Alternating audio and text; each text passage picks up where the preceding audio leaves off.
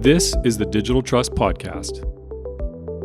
In every episode, we strive to bring support to those of you who serve on the front lines and in the trenches of data and technology. We endeavor to bring understanding to the under-resourced and underappreciated, help remove your stress, and provide relief to your pain. Welcome to the Digital Trust Podcast. Sit down with us as we give you hard-hitting advisory conversations to help you build digital trust with your stakeholders and clients, and actionable takeaways to help you become a digitally trustworthy organization.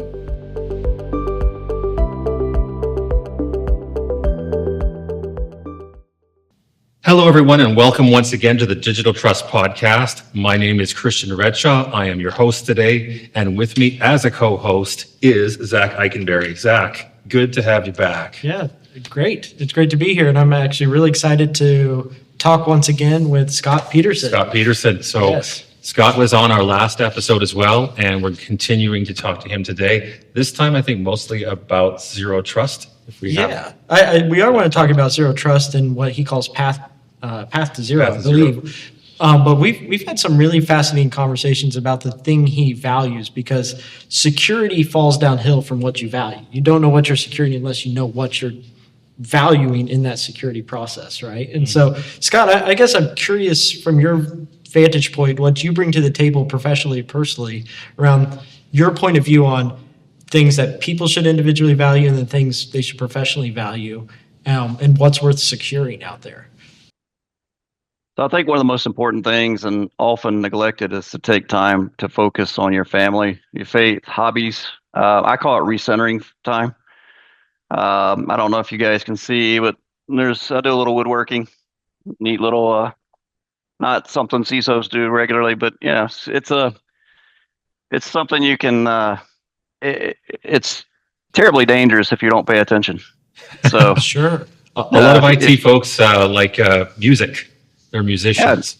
Yeah, that would make sense. Yeah. Yeah. So I think that's incredibly valuable insight to start a podcast off with, is like, make sure you are recentered. Yeah.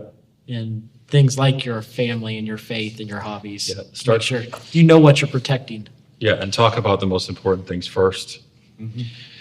So let's get into something that is also important.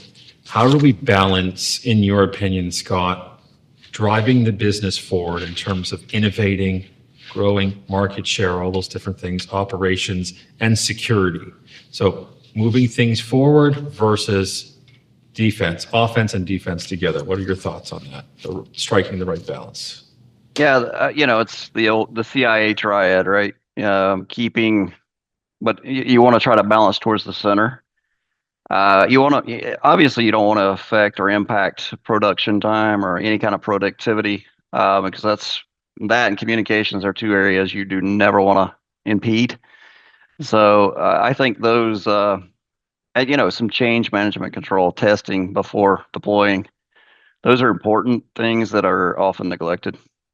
Let's shift gears into one of your areas of core expertise, Scott, which is zero trust. How do you define zero trust?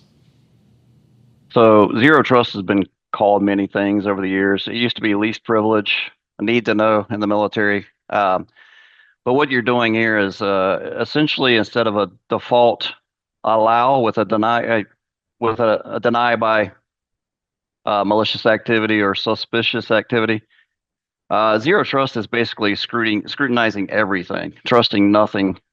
But the verify, then trust, instead of trust but verify. Mm-hmm. That makes sense. And obviously, that's what you guys do. You're practitioners of digital trust implementation for IT MSPs as well as for larger enterprises as well. So you have something that we talked about earlier or mentioned earlier called the path to zero. Can you walk us through that, starting with how you start the engagement, what are the quick wins there right out of the gate, and all the different stages along the way to the path to zero? Yeah, and I think that's key. Starting somewhere, right? A lot of people that don't want to take a bite. They think they have to eat the whole thing at once. It's not that. It's one bite at a time. Start with something. So we Danny Jenkins and Rob Allen with ThreatLocker had a webinar called 100 Days to Secure. To give them credit, we adapted that in a vendor agnostic kind of way.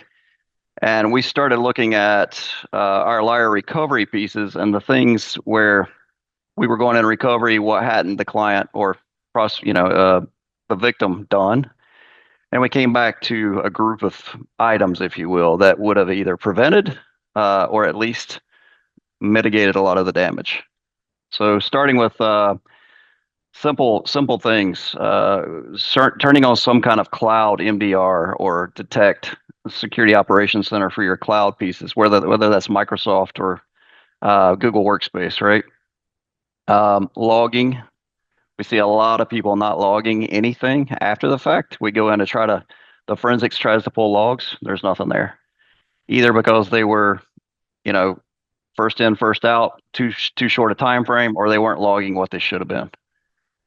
There are a lot of other documenting USB activity, restricting USB activity. That's both big in for an MSP. You guys go out, you move all this data from a client to a new workstation. You drop that USB in the parking lot.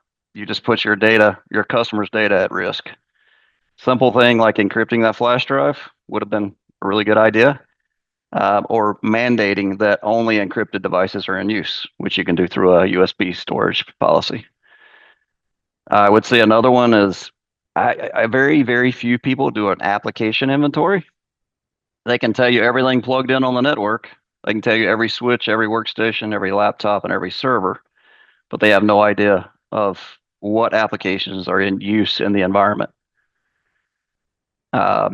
If we went down on the list from there, I would say definitely want to do a port scan of the network, find out what's listening in both device level and obviously over the communication port, and then blocking those unnecessary communications. Things like SMB version 1. I get it. You got an old printer that's the only way it can talk to that share. Well, why are you letting everything in the network use SMB v1? Why not just the printer? So that's a huge one. I would say separating admin from daily use accounts. Our own CEO doesn't have administrative privileges. So if we can do it, he's been in IT for 30 years and he doesn't have local admin. So it can be done. The people that say, well, I have to have admin, they really don't. There's other ways to get around that, whether allowing applications to run without credentialing through like an elevation control. That's a solution. Everybody always talks about backups, that they should be immutable. Time and time again, we go to a recovery, we walk in, they say we have a backup. The backup was not immutable. It was hit. They have nothing to restore from. Those are the unfortunate victims that have to pay those ransoms. Beyond that, I would prioritize patching, obviously. Patching both IoT devices, firewalls, and all the way down to, of course, your operating system, which is the most common people are taking care of. Some interesting things, Microsoft Windows has some built-ins, Windows Hello and other features that could be serving as essentially a keylogger or like a keylogger. So, you have to look at those and see if you can actually disable some of those features that could compromise your, and I misspoke, it's Windows Recall. Windows Recall, yeah. Yeah, yep. Yeah, Scott, I think this right here is going through all sorts of great hygiene for an organization, and most organizations miss a lot of these things, right? Because there's just not one voice constantly reminding and helping them along that journey. Do you see any success with organizations who just try to do it all internally, or do you think every successful organization relies on external support to be able to get the best practices in when doing zero trust? I think you go back to the multiple hats. You introduced me in the first podcast with all these different titles. It's not unusual. They might not wear a title, but they do have multiple hats they wear. And I think they look at it as one more challenge they're not willing to take on, and that's when outsourcing makes sense. Also, the longer you do this, the more efficient you become at implementing zero trust. And again, one more thing is going back to take one bite at a time. Prioritize what's most important and easiest even to you as an MSP to implement. Start there, and then work to the tougher items like network control and storage control, which seem like a very daunting task initially. That's fascinating, right? Because when you start, to roll out to roll out zero trust is actually a psychological and an organizational change, right? And you actually have to build the momentum, and you have to build the trust internally. You have to show that it's not disruptive, that it actually helps the productivity over time, and you're actually walking through a set of psychological, what would you say? Processes in order to actually fulfill it. It's like, let's one bite at a time. Let's be steady about this. Let's be faithful to getting this thing done. And I think that's a very interesting insight versus talking about the whole thing all at once. And then let's do it. Yeah, and it's similar to screening someone that walks in on your front porch, right? Before you let them in the house, do you know the guy, or the lady, and are you going to let them in your home? We take that approach with every application, every network connection, every device connected, and so forth. But again, you start somewhere, right? Excellent. Awesome. I think we're basically out of time, Scott. So thank you so much for sharing your zero trust and security implementation wisdom with us. I'm just going to leave you with one last question. If you could just give your input on. Number one, is there a resource, a gift that you could leave behind for our viewers and listeners? Some kind of a recommendation that you've gone to or that you go to for maybe IT or security education or advice, maybe a YouTube channel, a book, whatever it is. And number two, if you could recommend anybody in the world for the Digital Trust podcast, who would that person be? Just one. You could do your top three if you want to go. I would say I have a lot of respect for the staff at ThreatLocker. Rob Allen, the chief product officer. The guy has gone out of his way several times to assist, as has the CEO, Danny Jenkins. I've had them literally troubleshooting live minutes after I report what I think to be a bug. I would definitely recommend either one of those. Also, the state SLED CISO, Ryan Trusky, here in South Carolina. The guy's phenomenal. I've seen him on site in recovery events, and he's one of those I would call a servant leader. Where he gets in the trenches with his people, and guy's brilliant. So any of those three would be a phenomenal find. Those would be awesome. And any kind of resource that you would direct folks to? The YouTube channel or book? Well, this podcast is a phenomenal resource. I've watched several. I got to give you credit, right? It's the best you can find, it sounds like. Yeah. And then don't be scared of conferences. I know they cost some money, but the networking opportunities and the lunchtime talks, you can learn so much from your peers. Don't be afraid of your peers. I know they're competitors in your book, but don't be afraid of them. Reach out to your peers at these conferences and chat. Solid, wise advice for IT folks.